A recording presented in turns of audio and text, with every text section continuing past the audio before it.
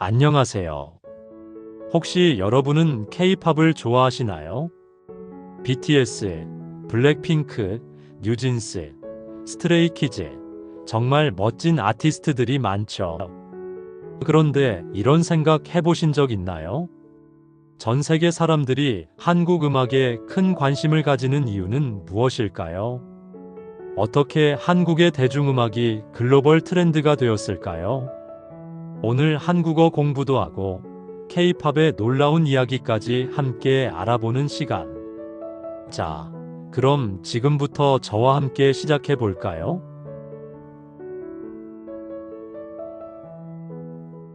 여러분은 혹시 이런 궁금증을 가져보신 적 있나요? K-팝이 어떻게 전 세계 팬들의 사랑을 받게 되었을까요?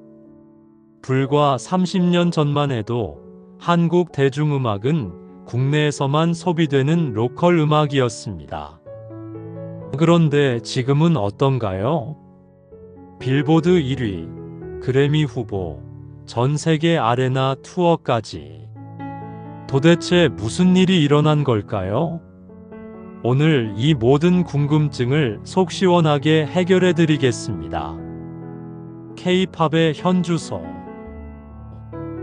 현재 K-팝은 전 세계 음악 시장에서 눈에 띄는 존재감을 보여주고 있습니다. BTS는 빌보드 핫백에서 1위를 차지했고, 블랙핑크는 코첼라 헤드라이너로 무대에 섰습니다. 스포티파이 글로벌 차트에는 한국어 노래들이 상위권을 차지하고 있죠. 한국 음악 수출액은 2022년 기준 약 2억 3천만 달러를 넘어섰습니다. 이는 10년 전과 비교하면 무려 20배나 증가한 수치입니다. 하지만 여기서 한 가지 의문이 듭니다. 과연 이런 성공이 하루아침에 이루어진 걸까요? 절대 그렇지 않습니다. K-팝의 성장에는 분명한 비결이 있었습니다. K-팝이 성장하게 된 비결을 하나씩 알려드릴게요. 이 비결들을 하나씩 짚어보며 K-팝이 어떻게 글로벌 문화 현상으로 자리 잡았는지 살펴보겠습니다. K-팝의 역사. K-팝의 출발점은 1990년대입니다. 서태지와 아이들이 1992년 데뷔하면서 한국 대중음악의 새로운 장을 열었습니다. 기존의 트로트나 발라드 중심이었던 음악 시장에 랩과 댄스, 록 사운드를 접목시킨 것이죠. H.O.T, S.E.S 같은 첫 번째 아이돌 그룹들이 등장했고, 이때부터 체계적인 연습생 시스템과 기획사 중심의 운영 방식이 시작되었습니다. 하지만 이 시기에 K-팝은 여전히 국내 시장에 한정되어 있었습니다. 2000년대는 K-팝이 아시아로 진출하기 시작한 시기입니다. 보아가 일본에서 성공을 거두면서 K-팝의 해외 진출 가능성을 보여줬습니다. 동방신기, 슈퍼주니어, 소녀시대, 원더걸스 등이 아시아 전역에서 인기를 얻기 시작했죠. 이 시기에 SM, YG, JYP 등 3대 기획사의 틀이 확립되었고, 각각의 고유한 색깔과 시스템을 구축했습니다.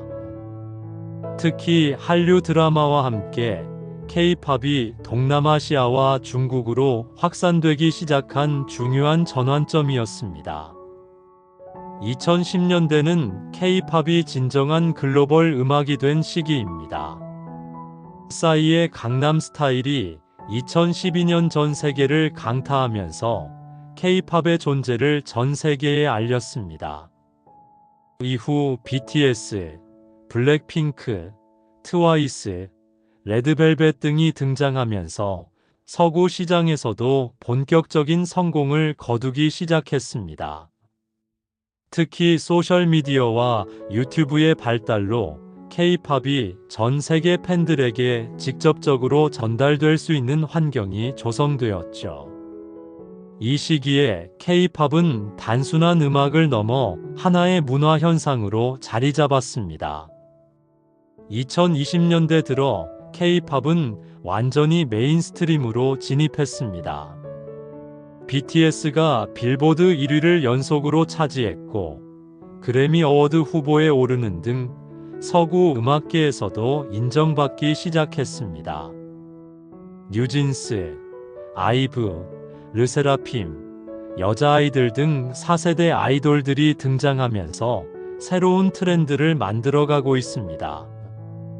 코로나19 팬데믹 상황에서도 온라인 콘서트와 디지털 플랫폼을 통해 오히려 더 많은 글로벌 팬들을 확보했죠.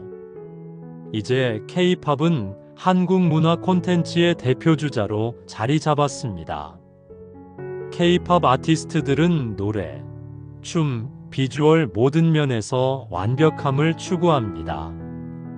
몇 년간의 연습생 기간을 거쳐 데뷔하며 라이브 실력부터 안무까지 모든 것이 완성도 높은 수준으로 준비됩니다.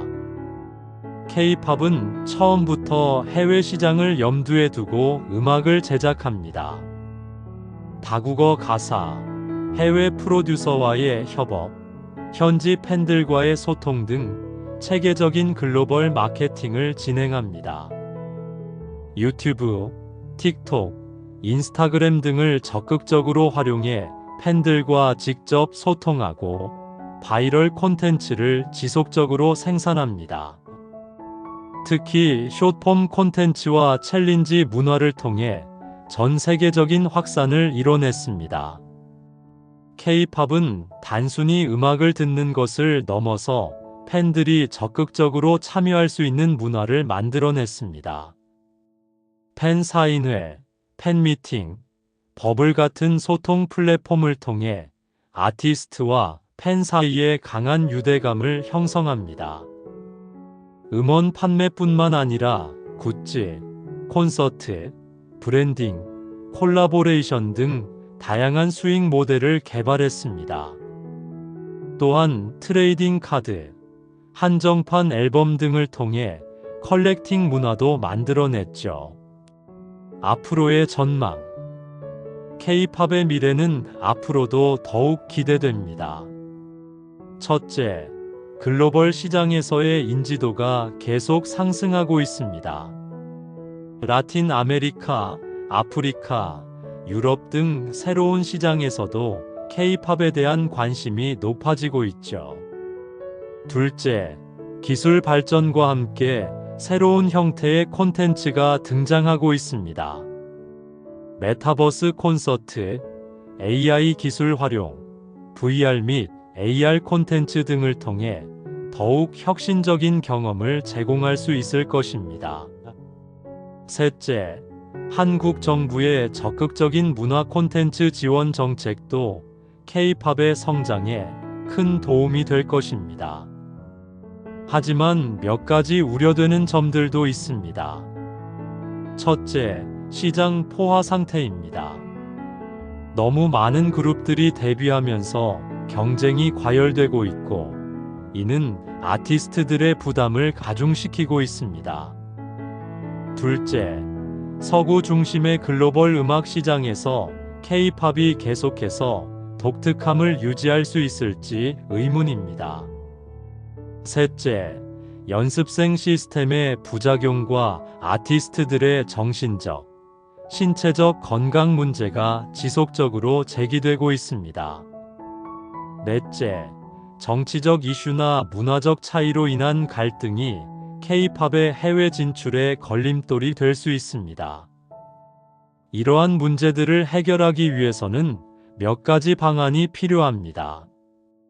우선, 아티스트들의 인권과 복지를 보장하는 제도적 장치를 마련해야 합니다. 그리고 양보다 질을 중시하는 방향으로 산업 구조를 개선해야 합니다. 그 다음으로는 다양성을 존중하고 포용하는 글로벌 마인드를 키워야 합니다. 마지막으로 지속 가능한 비즈니스 모델을 개발하여 단기적 성과에만 집중하지 않는 장기적 비전을 가져야 합니다.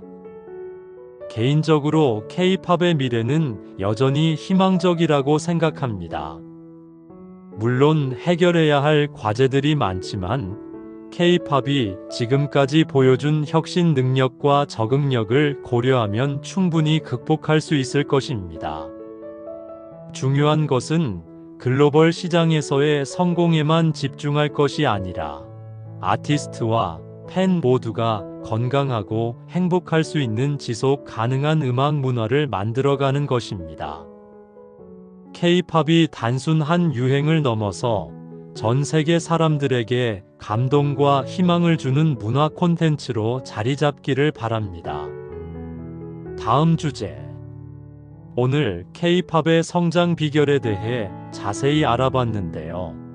사실 한국의 문화 콘텐츠 성공 스토리는 여기서 끝나지 않습니다. 봉준호 감독의 기생충이 아카데미 작품상을 수상하고 오징어 게임이 넷플릭스 글로벌 1위를 차지하는 등 한국 영화와 드라마도 전 세계적으로 큰 주목을 받고 있습니다. 다음 영상에서는 한국 영화가 칸 영화제와 아카데미에서 인정받는 세계적인 작품으로 성장하게 된 배경과 그 놀라운 비결을 함께 살펴보겠습니다. 구독과 좋아요, 알림 설정까지 부탁드리고 다음 주에 더 흥미진진한 이야기로 찾아뵙겠습니다. 감사합니다.